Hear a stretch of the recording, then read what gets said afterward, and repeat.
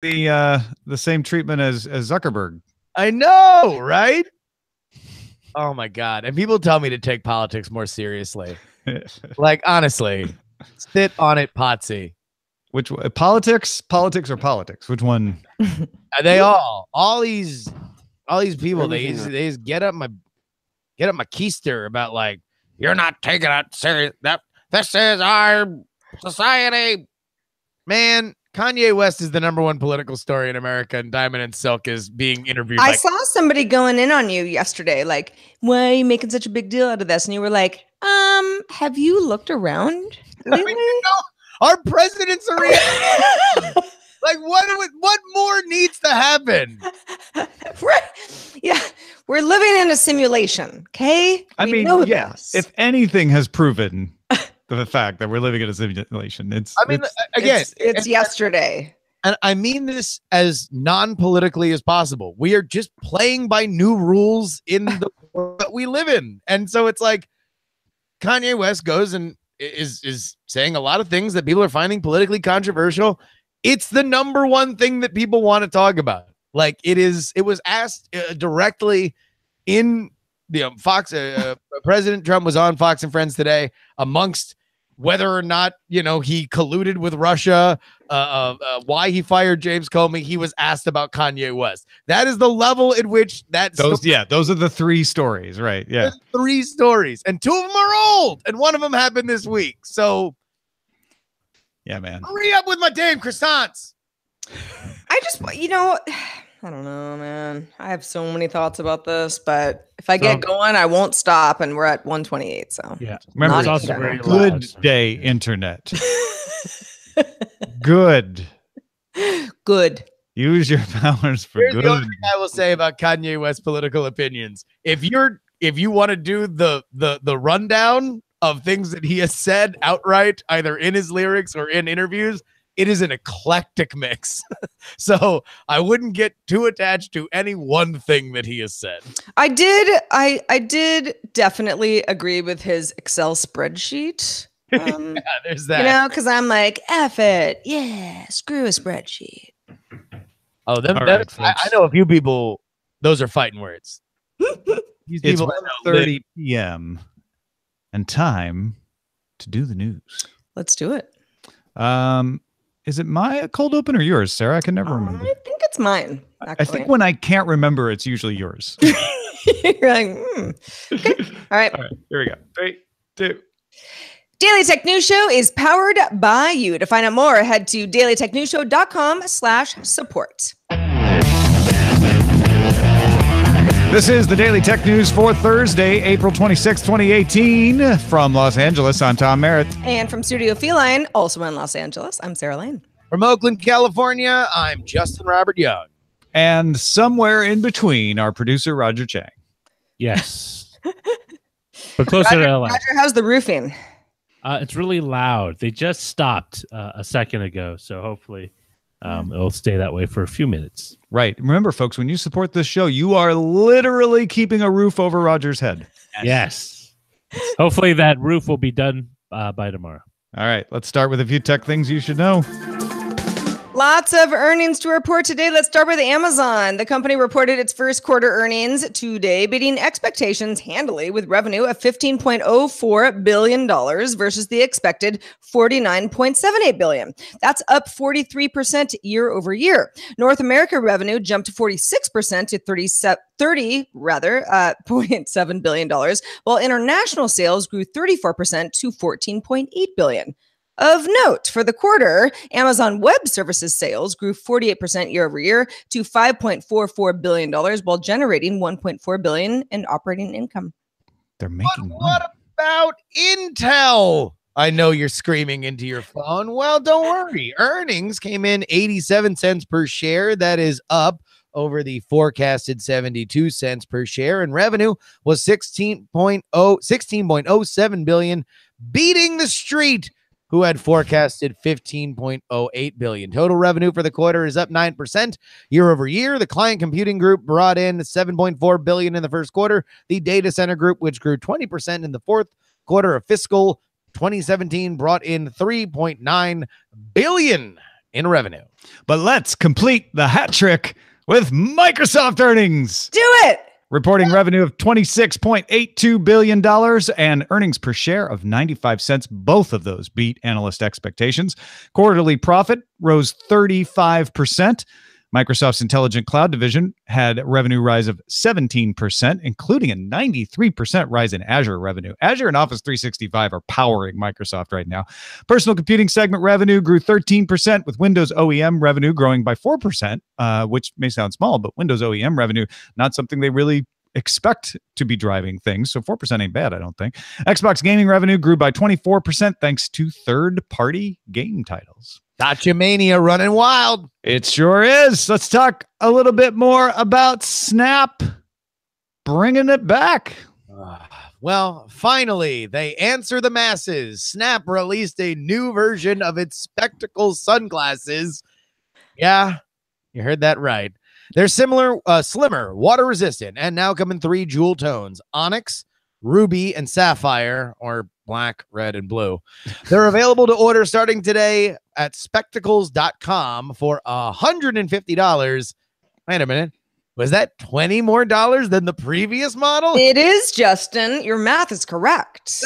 Spectacles go on sale today in the US, Canada, the United Kingdom, and France. Available May 3rd in the Netherlands, Norway, Denmark, Belgium, Finland, Poland, Spain, Italy, and Ireland. A Snap spokesperson also confirmed that the company plans to test a new ad format called commercials, 6-second ads that run in select Snapchat shows, but not in Discover or users' personal stories. And apparently those 6-second ads cannot be, you can't jump past them. Unskippable. You have to watch them. Yeah. All right, back to the Spectacles. Sure. One thing that we should make clear is previously Spectacles only did video. Now it can do photos as well, which I think that was one of the biggest things about Spectacles that I didn't understand. Like, not everything. I know most of Snapchat is video, but come on. You want to be able to take photos. I don't feel Snapchat is very much photos. Yeah, right. Okay. You know? So you're with me on this, right? Yeah. It was definitely a limitation. And so that's better. They're way lighter. They look nicer. So I know they're a little more expensive, but these seem more like a product people would want to use. The battery life is better. You can store more on them, so you can just wear them. You don't even have to worry take about them in the shower with you. That you can actually, you can actually jump in water. I'm actually mildly optimistic. I'm like, this feels like a product that might be worth having. Well, look at this, man. It's smell-o-vision, but now it smells even more. It's something that people don't want. Tom, let me ask you this. Among all those fantastic new features, do these Spectacles take a selfie? Okay, but no Spectacle can ever take a selfie. You're just ditching out the entire format. Exactly, they can. That's what people use Snapchat for. 90% of Snapchat content, at least to my anecdotal view, are people pointing the camera at themselves. Yes, you're right on 100% of what you just said. This is a better version of what they had before. The question remains, though, is this something people want? And I say it's no. Look, vampires aren't going to want it because they can't use mirrors for selfies, but everybody else has a workaround. I just feel like, when Spectacles first came out, and I also happen to live in the city where Snap is headquartered, so there's a little bit more going on. Even so, at first, I would say for the first 2-3 months, you saw them a lot. People were wearing them. And you could point them out because they looked a certain way. I haven't seen anybody wearing Spectacles in a year. Yeah, because the first version was not good. But I mean, the second version, they still look the same. Like, I don't feel like people particularly like something that's like, it's almost like wearing a t-shirt that says like Gucci, right? Where you're like, I don't really want to wear these. It's like super obvious. Well, it just has to be cool. Like, I mean, if it's Supreme, then people want to wear it, right? Because that's a brand that is hot with the kids. But this is something where it's obtrusive and it doesn't even do the thing that you want to use the platform for. How about some good news? Nintendo has sold 17.79 million Switch consoles since it launched on March 3rd, 2017. Nintendo made 178 billion yen. It's about 1.62 billion US in operating profit for the year. That is a 505% increase year over year. Wow. Revenue increased 116% to 1.06 trillion yen. That's almost $10 billion US. Nintendo believes it'll sell 20 million Switch consoles between this month and next March. Nintendo also announced that its president and CEO, Tatsumi Kimishima, who really was sort of helping the company make the transition after the death of their previous CEO, is stepping down. And board member Shuntaro Furukawa will take over as president. Good news. This is great news for Nintendo. Everybody during the Wii U period was like, how long can Nintendo last? Should Apple buy them? It's over for Nintendo. They can't compete in the new world of Xbox and PlayStation. And the Switch has switched that story around. Well, it's because the Switch is really, really, really, really good. And ultimately, Nintendo did what they do best, create an outside-the-box console that takes advantage of things that nobody else really wants to do. They understood that there is a space between the phone that we have in our pockets that we can play games on and the super high-powered PC and console market. And ultimately, but I'll tell you what, even if the Switch was the Switch, and I think I own a Switch, it was the first video game console that I bought in many, many, many years. If it weren't for the fact that Mario was amazing and Zelda was amazing, this is not the success that they have had. Form Factor's one, the gas in the tank is the original IP that they have delivered on twofold, and they still have a couple more major titles yet to go, more major properties like Donkey Kong and Metroid and all that kind of stuff.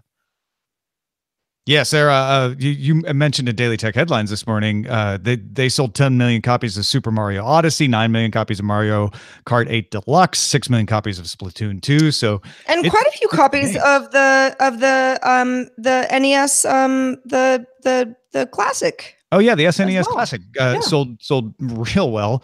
People didn't think they made enough of them. They sold so well.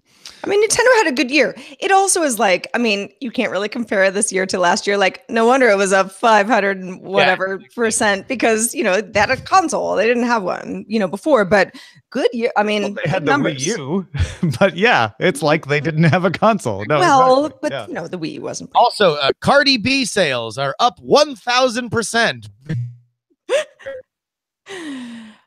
Justin, God love you.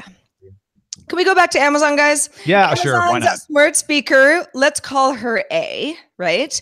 Is getting some new features. One is called skills arbitration that will discover, enable, and launch skills based on the specific thing you're asking her to do. She's also getting something called context carryover to better handle follow-up questions, including pronouns. So if I say something about Tom, I get a response, and then I say he afterwards. She will know, oh, okay, you're still talking about the same person. So she's getting smarter. She's also getting memory enhancement. So if for some reason I say, remember someone's birthday or an anniversary, she will remember. Context carryover will be coming to all Alexa users in the US, as well as users in the UK and Germany. Skills, arbitration, and memory will be US only at launch. Yeah, so what's the weather in Austin? And then how about tomorrow? That's key. Like for this to be widespread, you've got to have that kind of context. But I'll be honest, I'm actually even a little more excited about the fact that it'll suggest skills, because having to go into the skills store to find a thing to do the thing that I want to do is totally against the promise of these devices. I should be able to just say, how do I get a stain out? And it says, oh, well, we've got this home and garden skill that is good for that. I'm going to install it. Is that cool? Yeah, great. All right, here's your answer. Yeah, and that was one of the examples that an article I read about this morning is like, to your point, it's like, I don't know what the skill is for the stain, but there are skills that companies have already provided. You know, Tide might give me a skill, but I don't know to ask for that. Yeah. How would I be able to keep on top of What that? are the tech headlines? And it just automatically gives you the daily tech headlines. Sure, exactly. You know, I said, because I'm an unbearable hipster, I got a Alexa-enabled, A-enabled coffee maker, and I had to go find the skill and log into my account that is proprietary to the coffee maker, yada, yada, yada. I think that there is tremendous value in having that be a more proactive exchange, that I should feel more comfortable asking the A for that, and then it's saying, hey, you need to sign in. I just pinged your phone via an alert in the app, and now it'll chase you down a little bit more. good improvements. I think there's a little bit of a security thing that needs to be addressed here because the Echo notoriously can be activated by anybody around. And so, having more of that voice recognition and knowing which account holder you're talking to is essential for installing skills, I think. But generally, I like these features. Let's go back to some more earnings. Samsung said in its earnings report that OLED earnings declined due to weak demand and rising competition between rigid OLED and LTPS LCD. Now, OLED sales rose 3.4% in the latest quarter. Apple sources all of its OLED panels from Samsung. Samsung's other big customer is Samsung. That's right. Apple and Samsung are the two biggest customers. One reason for the impact on Samsung and other mobile component suppliers like Honhai and Pegatron is the drop in the Chinese market. Canalys reports China's smartphone sales saw a record decline of 21% to 91 million units in the first quarter of 2018. Apple fell to number 5. So I think the story is way oversimply reported. There's a lot of outlets, including Bloomberg, that are saying, hey, looks like all these component suppliers to Apple are reporting declines in their yields, not their yields, in their sales. Yeah. And therefore, you rightly could conclude that iPhone 10 sales aren't that great because OLED panels are going into iPhone 10. Whereas, you get people like Apple Insider out there shouting, Bloomberg is writing a hit piece about Apple again, and totally not acknowledging the fact that OLED sales are down for multiple reasons. And honestly, I think it's a combination. This China market dip is huge. That you cannot ignore that China had a record drop in smartphone sales. That's going to hit every supplier of every part out there. Absolutely. And Apple falling down in a down market in China means that Apple sales probably took a hit in China for sure. I mean, that is fair to say. So it's not just iPhone 10 sales are falling. iPhone 10 sales could be up in Europe and the United States, and the whole thing be negated by a big drop in China. Meanwhile, you can't just look at the components makers because the components makers are all going to see a drop because of a general market drop in the largest smartphone market in the world. Well, and when it comes to ultimately, this became a story because the iPhone 10 is the flagship anniversary phone for Apple, which is just an attention heat seeker when it comes to anybody writing about anything in technology. So it's important context to know that as much as we have come to rely on reading the tea leaves of supply chains, and now all of these suppliers, which previously, unless you were in the business or a very, very, very China-centric tech reporter, nobody knew about, that there are things that we have yet to fully wrap our head around when it comes to mainstream. I'm just looking at press release tech reporting. We're also a week out from Apple's latest earnings. So these sorts of stories tend to crop up when, you get close to that. Yeah, no, that's a very good point. May 1st is when Apple reports their earnings. And granted, they're not going to come out and say, yeah, you guys were right. iPhone 10 sales are in the toilet. They're going to make it seem as good as possible, but we'll get some actual numbers. And you'll get a chance to actually divine what's really going on. So yeah, it's great. It's almost clickbaity, but it's great reporting ahead of the Apple earnings to say, what do we think is really going on? But we'll get a lot more clarity on May 1st. Great reporting, like just in italics, maybe Thorough reporting. Yeah. Traffic generating reporting. Sure. Yeah. I guess my point is it's if it turns out to be right, it's good. If it's not, then it's misreading the situation. Chip architect Jim Keller, he's leaving Tesla, where he has been overseeing the autopilot program since 2016. When Tesla hired Keller from AMD, when Tesla hired Keller from AMD, Keller is going to Intel to develop microprocessors. Tesla named Pete Benoni as taking over the autopilot hardware team. Bannon previously worked with Keller at Apple and was responsible for Apple's processors ranging from the A5 to the A9. So this is really interesting because Jim Keller is a rock star. In fact, Anantech has a great article sort of summing up the fact that Keller He worked for PA Semi, which was then bought by Apple, and then he worked for AMD, and then he went to Tesla, and now he's going to Intel. So he's putting together the EGOT of working on chips. And a lot of people say like this is one of the best chip engineers in the world. Obviously, it takes more than one engineer to make good chips, but if you are trying to really supercharge a segment of the market like Intel is trying to do with embedded systems and low power systems, this is the guy you want. And Anantech pointed out that they just hired a guy that Keller has frequently worked with, including at AMD, who works on graphics. His name is Raja Koduri. He serves now as the chief architect leading up the discrete GPU developments at Intel. So it's kind of like a dynamic duo to get Keller and Koduri together. Yeah, I don't know. I mean, do you think this has anything to do with some of the issues that Tesla's had with autopilot? Or I don't know. I mean, it seems like with his pedigree, it has more to do with exciting things Intel is working on, you know, rather than like Tesla screwing anything up, you know, and their autonomous plans as well, which are vast. I feel like this has less to do with Tesla and more to do with Keller and Intel. Granted, if you're Alternatom, the evil version of Tom that wrote the hot takes column today at patreon.com/DTNS, you think that maybe secretly an AI is running Tesla, but that's a conspiracy theory. That's crazy talk. Yeah, he probably likes spiders too. What's probably going on is Keller just got a better offer to do something that he's more interested in, because Intel is like, no, we're all about chips. Tesla wants you to make chips to serve their purpose, and that's great, but we want to give you room to roam. And by the way, that is something that is very common in Silicon Valley. Yeah. Right? The top talent moves around quite a bit.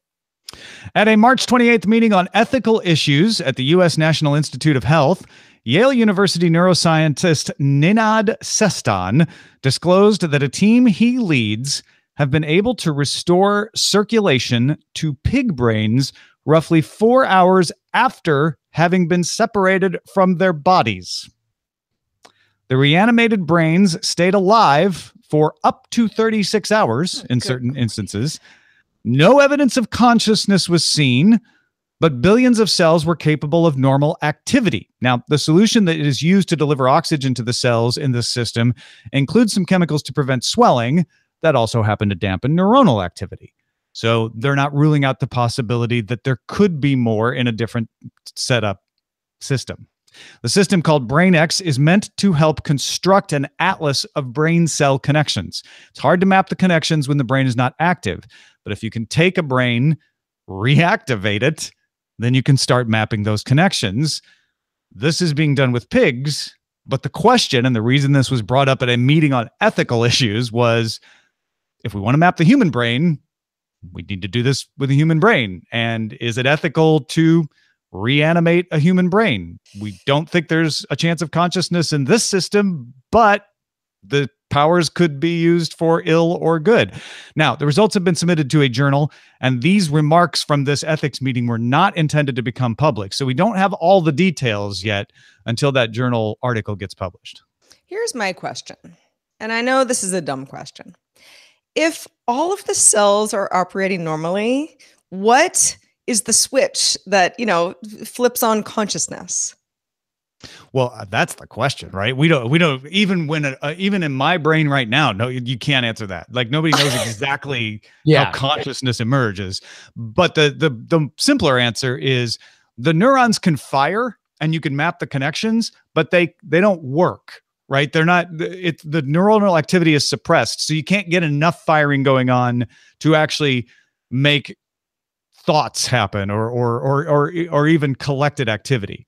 So it's sort of like saying I can see down the road, but I can't drive down the road. Well, and this is also when we get into futurist technology, the idea for infinite life has often been the singularity, as discussed by Kurzweil, that we are mapping all of what we know as our consciousness in our brain will only as we continue to be able to have sophisticated measurements and the ability to store it on massive storage places that we can upload our consciousness without the wetware. This is, hey, no, what if we just had like the brain was the hard drive, right? And if we could preserve it and turn it back on, theoretically, when you are in when you have another vessel, right? Is that the futurist step that is more likely than us understanding exactly how everything works and being able to just put it into a zip drive? And no matter what, I mean, these brains have been off for 4 hours. There's damage, which means on the one hand, it's less likely that they're really operating and sensing at full value. But also, if you didn't have suppressing going on of neuronal activity, and if the light bulbs weren't just glowing, but they were flashing and connecting with each other, is that worse? Because now you've got a half-working brain that might be able to sense itself and has no connection to a body, mind you. Good grief. This is why. So to map the connections, you want to do this, right? But you want to do it in a way that isn't mad or inhumane, which is why they're bringing it up at an ethical issues discussion to say, hey guys, we think we figured out how to make this work. So now what? Now what do we do? And there has been a letter signed by Seston and several other scientists saying nobody should proceed farther than X, Y, and Z without agreement. They are proceeding very responsibly and very cautiously. And they should. But also, come on, baby. Let's get this party started, man. I'm not trying to die ever. Oh, I am. I don't even want to be old. Well, no, but what if you're living in a simulation anyway? People are going to be hearing me mangle Kurzweil for eons. Well, get ready. We'll find out soon enough. Yeah, so I guess my grandkids will decide for me. Seston published an editorial arguing that experiments on human brain tissue should require special protections and rules. That's in Nature right now. So Seston is the guy leading the team that's doing the pig brain thing. He's saying we should not do this with human brains until we've really figured out what the ramifications are for that.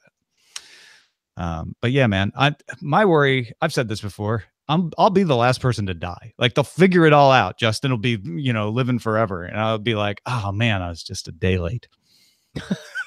Well, Tom, that's a very telling statement. Look at Tom. Thinks he's going to be the last one standing.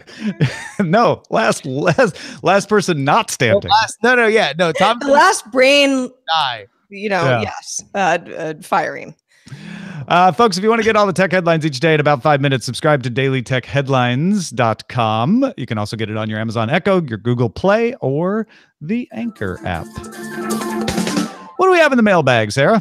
Brian D. from Oswego, New York had some real nice things to say, and also some real nice things to say about some folks that we used to work with. Jason Howell and Megan Maroney, who do Tech News Weekly, formerly Tech News Today. Brian said, sucked when they went to a weekly show because I really missed the Daily Show. I really liked them. But I slowly began a search for a new, equally as good Tech News show and came upon DTNS. Within the first 2 weeks, I became a patron. Oh, welcome, boss. Thank you, Brian. Thanks. Very Thanks, nice Brian. thing to say. Yeah. Well, thanks to everybody who participates in our subreddit and our Facebook group. You can submit stories and vote on them at dailytechnewsshow.reddit.com and join in some good discussions. I was popping in there today. I had some good discussions in the Facebook group at facebook.com/groups/dailytechnewsshow. Thanks also to Justin Robert Young twice in 1 week. What in the heck? Good stuff. What's been going on in your world? Oh, well, I'm going to go see Avengers tonight. And Marvel or DC? No, I'm kidding. You stop it. You're just trolling at this point. You're just looking for emails. But folks, of course, you can always follow my political newsletter at freepoliticalnewsletter.com. The Politics Daily will bring you all of the ridiculous and sublime of the political world, including everything that you need to know to move on as a citizen of America and the world, and also Kanye West news. Yes. We will be talking all that, and we did talk about all that on the Politics podcast, which you can get Apple, Google Play, everywhere you get podcasts. Fired from his dream job. Fired. Folks, please peruse our fine selection of branded gear at dailytechnewsshow.com/store. It's a great way to show off your pride in Daily Tech News Show and spread the word to others. In fact, and CB bought in bulk a bunch of DTNS mugs and then put them up in his office kitchen so that people going to get coffee have a wide variety of Daily Tech News Show mugs to choose from. That is so cool. Thank you for doing that. Man, that's fantastic. You only have to buy one mug. You don't have to do what he did unless you really want to. And they're all available at dailytechnewsshow.com/store. Also, I got this Patreon message that warmed my heart yesterday. David wrote, I was driving my 7-year-old to school this morning, and as I often do on my morning commute, I was finishing listening to the previous day's episode of DTNS. When we got to the part of the show where Tom asks for just one more patron each month, my son looked up from his video game and asked, Dad, do we do that? To which I proudly responded, yes, son, we do. A smile slowly crept across his face as he responded, good, and returned to his video game. Oh, kids. Thank you for not only bringing us fantastic reporting on each day's top tech news, but also for a fun family bonding experience. Dave from Too Damn Sunny, Not Enough Rainy Los Angeles, and son. P.S. Did I mention that he actually looked up from his video game? That's huge. That is huge. That's how you know you got something, Tom. That made my day. I love that was real nice. And hi, David's son. Hi, David's son. I'd like to know, what is your favorite video game? Yeah, what have you been playing? Maybe you can send us an email. In fact, anybody who wants to send us an email, feedback@dailytechnewsshow.com is our email address. You have questions, you have feedback, you have comments, anything. We'd love to hear it. We're also live Monday through Friday at 4:30 p.m. Eastern, 2030 UTC. And you can find out more at dailytechnewsshow.com/live. It's our end of the month roundtable episode tomorrow with our all Canadian guests, Amber MacArthur, Jen Cutter, and Tristan Jutras, plus Len Peralta, who's not Canadian, but is a Cavaliers fan. They'll all join us tomorrow. Talk to you then. Cleveland's Canada, I think. This show is part of the Frog Pants Network. Get more at frogpants.com. Diamond Club hopes you have enjoyed this program. Good show. Good show, gents. Yeah. Earnings to pig brains. Some would say there's no real differentiator between. Yeah. I mean, there was a point of the pig brain story where I was just like, what are we talking about?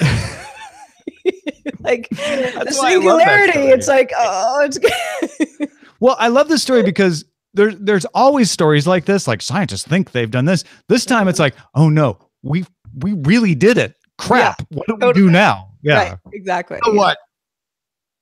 So wait, so does that mean they can defrost Walt Disney's head and begin? No, it does not mean that. That's a good point. No, Disney. This has nothing to do with that. Disney has passed. All right. Titles. The ham with two brains. Oh, is that too loud? I like that. That's pretty. See, I knew Tom would like that one. Yeah, But that's not really that. It doesn't really make sense. No, it doesn't. But if you know the movie, The Man with Two Brains, starring Steve Martin, and is it Lily Tomlin or no? It's no. You're thinking of All of Me. Which is a really good movie, but very different. The Man with Two Brains, so funny though. What was with Kathleen Turner? So funny. Kathleen Turner, that was it. That's what we got. MIT experiments with Mind Over Bacon. Mind Over Bacon is good. Intel chips away at Tesla.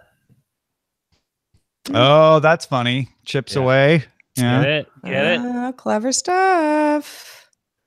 Although I do like the ham with two brains is my favorite. I mean, you guys had to explain it to me. I get that it's funny, but like, I doubt a lot of people. It's probably funnier to me than it is to most. Yeah. Oh, that's fair. You gotta be old like us to get the joke. Well, 2 out of 3.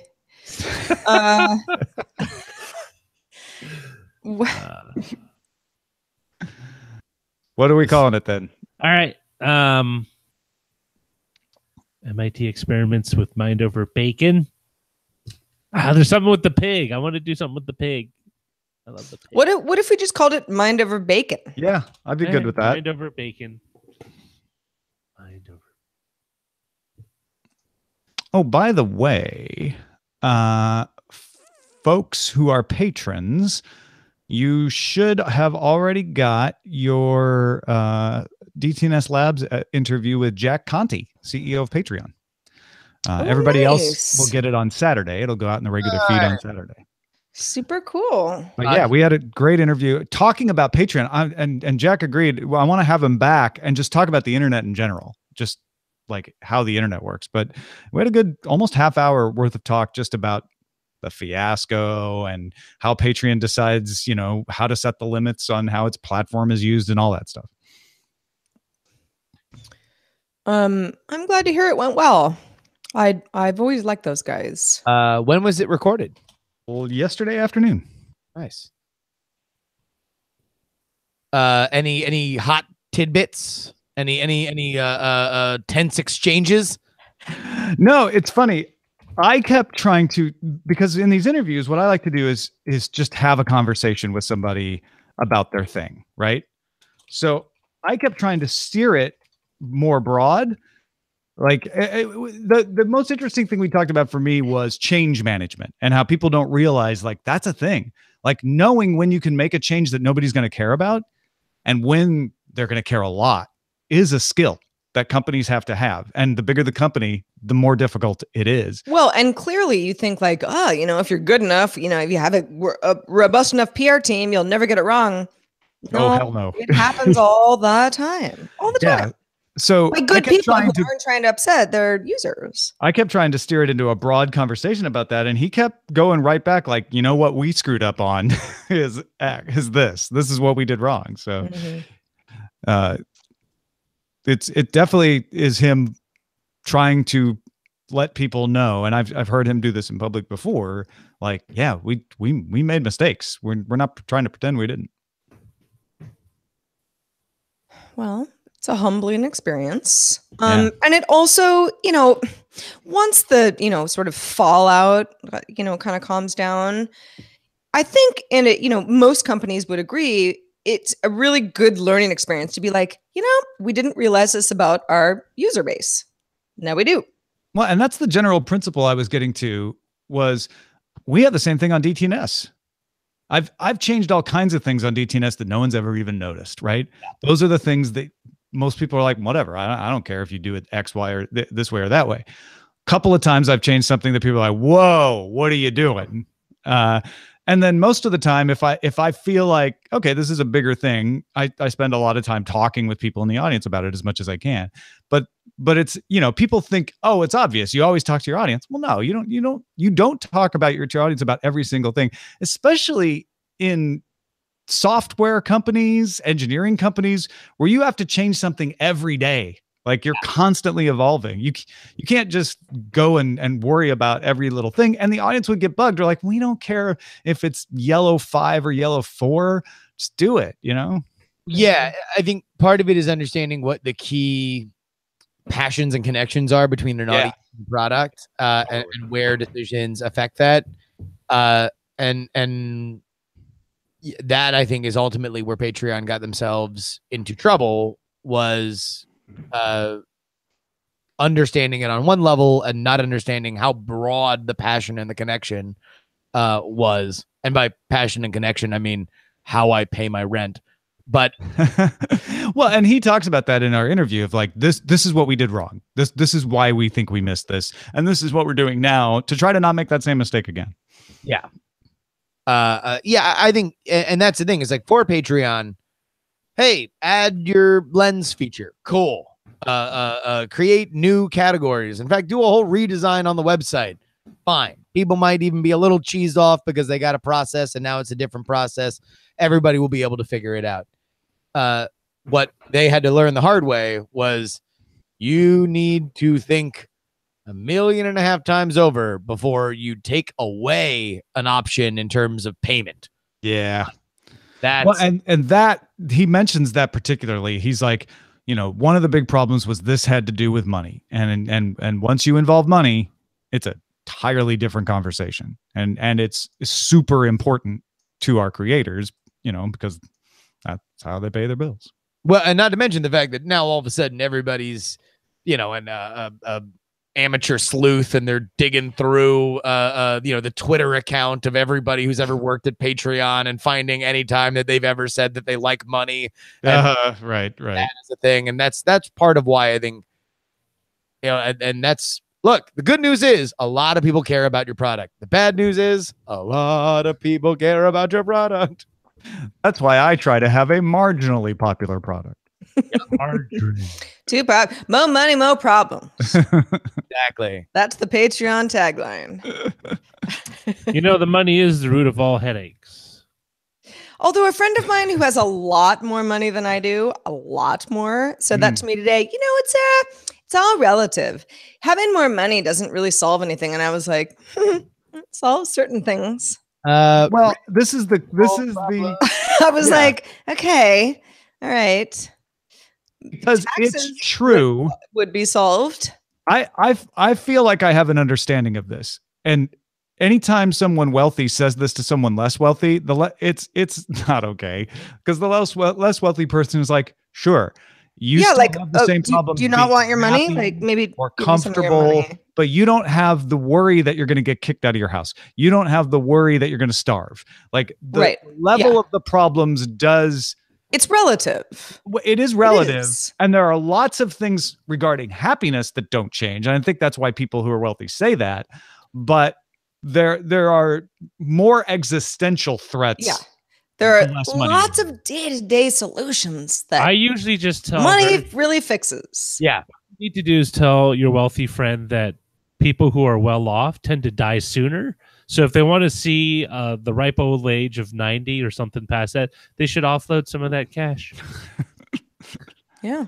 I see. Well, see, but the wealthy people will be able to do the pig brain thing, and the rest of us will just die when we're dying. Right. No, it is. I'm not saying anything that anyone doesn't already know, but sometimes, when people are like, I'm still really unhappy, even as wealthy as I am, I'm like, well, okay. Maybe you would like to deal with some of my day-to-day things. Well, and see, neither side, you can get in a really heated argument real way if you just lose your empathy, right? But the fact of the matter is, like, yeah, money doesn't make you happy. It doesn't make you happy. But having money certainly makes those existential threats less. So it's a difficult situation because neither side thinks the other side understands. I think it was Johnny Depp that once said, who's, obviously has a lot of money. He said, money won't buy you happiness, but it will buy you a yacht to sail up right next to the island where your happiness is. He also owns an island in the Bahamas, so comfort. Well, I mean, yeah, Johnny Depp also now possibly broke because he bought too many yachts to sail up next to too many islands. Hard to say. I'm just saying that dude's going to be doing Pirates movies until he's, 5 years after he's dead, and they're still paying off. It's Pirates of the Caribbean, Marvel, or DC. No, I'm just kidding. No, what he's going to do is he's going to keep doing Pirates of the Caribbean. And then, I'm sorry. Fish are lame. When there's a Keith Richards biopic out, he'll be cast. Yeah. That is not a new thought. Keith Richards probably needs to pass on. No, they cast Keith Richards as his father in Pirates of the Caribbean. No, I'm very well aware of that. Okay. I'm just saying that's what's going to happen. Sure. And you know what else is going to happen? Sun's coming up tomorrow. Yeah. Is it? The way that Johnny presumptuous was not only owning houses, but owning his enemies. It was some ridiculous. It was like $300,000 a month, per house, to have a staff of people just to buy wine, to curate his wine collection. This is Johnny Depp. Johnny Depp. Well, And he has It that didn't- tattoo called that's Wino Forever. It didn't make him happy either. Didn't. No. No, he got he lost out to Mr. Steal Yo Girl, Elon Musk. Oh gosh. Ooh. Yeah, now we're getting into How some. about this? I don't want all the money in the world. I just need enough so I don't have to worry about bills on a monthly basis. Well, but even that's relative. Yeah, right? that is one of those relative things. Like if you're just talking about bills, there's always something you're going to worry about. Yeah, Johnny Depp's like, do you think Johnny Depp wanted to do the last 3 Pirates movies? No, he had that bill for everybody curating his wine collection. That's a monthly bill. Oh, Johnny. Yeah, but I got like monthly health insurance. Yeah, no, mortgage. but that never goes away. I think that's what the wealthy people are saying is like, you think that money is going to solve all your problems. Why but are it you won't. taking the stand of I'm the taking both sides. proletariat? Because what the wealthy people don't get about people saying, yeah, but it doesn't solve it does solve a lot is like, yeah, but you don't have to worry about starving. You don't have to worry about not having shelter. Yeah, you Like, just there's some you pretty- invent the angst for yourself. Yeah, Like, and it's not like it's not that it's not real, but I mean, if you can just sweep away all the stuff that everybody has to worry about on a daily basis, like Any incredibly idea. ridiculously wealthy people listening to this podcast, I will gladly remove some of those troublesome dollars off your hands. Just Me back too. us on Patreon at the $100,000 a month level. You'll never miss it. because At I don't the really want to Biden like worry about administration winning the outcome. lottery anymore because that doesn't seem to be working. So, No, you know you why? just- It's because you don't have faith. You need to have faith. oh right, I don't believe enough. You I are believe too cynical more I when you would go with in. lottery. You Got don't understand. You don't understand the various forces at play. it. Mm, I mean, of course, the biggest Right, one right. is yeah, uh, it's my own ignorance. That's what's Okay, do you guys keeping me got- back. probability. You guys want to play a quick game? Yeah.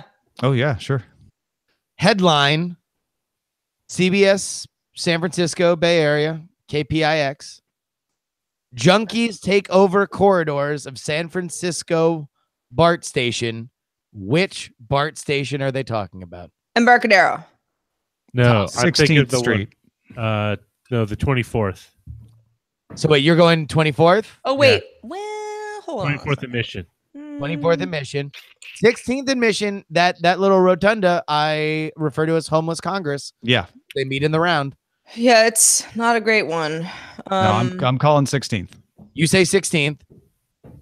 Your initial was Embarcadero, Sarah. Are you waffling or are you gonna lock it in? I'll lock it in. Lock it in. 0 for 3, Civic Center. Oh, Civic Center. No, totally. Of course. That's where I used to live. Civic Center. If I'd really thought about it, Civic Center would have been my number 2. I still would have said 16th first. There's a But Hardy Civic Center makes sense. outside of the Civic Center Yeah. station that if I were writing an urban fantasy novel, it would be where like demons of the night and like fallen angels would meet under. You know what? I guarantee you, it's still cleaner than it was back in the 80s. I don't know, Roger. I was really, here. like, I have was you there in been- the 80s. I remember going to the main library, which was right next to City Hall.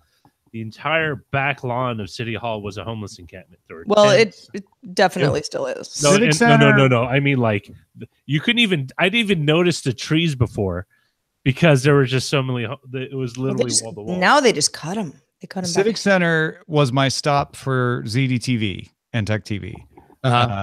And Which doesn't make a lot of I- sense because you still had to go way south. well, yeah, that was. I mean, I'd take Oh, and north then to you'd the Civic walk. Center, and then I'd get off, and I could take the 14, I think, down. Oh, could walk. the 14. But Also, the a Civic bad Center was bus. the place where I'd get off BART, and Yeah. it was always bad. When I went to Patreon in January for a meeting, Nearby. I stayed near the Civic Center. Mhm. And because it was convenient to Patreon, and I think it was worse than it was back in 2000. Guys, I lived at Civic Center for 3 years. My last 3 years of San Francisco, which is part of the reason that I moved to Los Angeles because I had to get out of Soma. It was a nightmare. That is not that. It will really kill your spirit. It will. I've been doing shows at the what's it called, Piano Fight Theater in the Tenderloin. The Tenderloin is adjacent to the Tenderloin. Yeah, I mean, it Center is the southern edge of the I'm Tenderloin. just gonna butt in here. not only is the Tenderloin the worst, it has gotten worse every year that I have lived here, but it is like people roaming into the streets. Like it is. Oh, I mean, roaming into the streets is like no big deal. Roaming into the streets, chasing you with a knife. Yeah. And on that note, any final words before we don't need to hear. We're going to change the way we end the stream. I think we'll just say goodbye to the live video. Bye. If you want to hear more of this conversation, make sure to download. And why wouldn't you? Good Day Internet file from patreon.com/DTNS. See you tomorrow.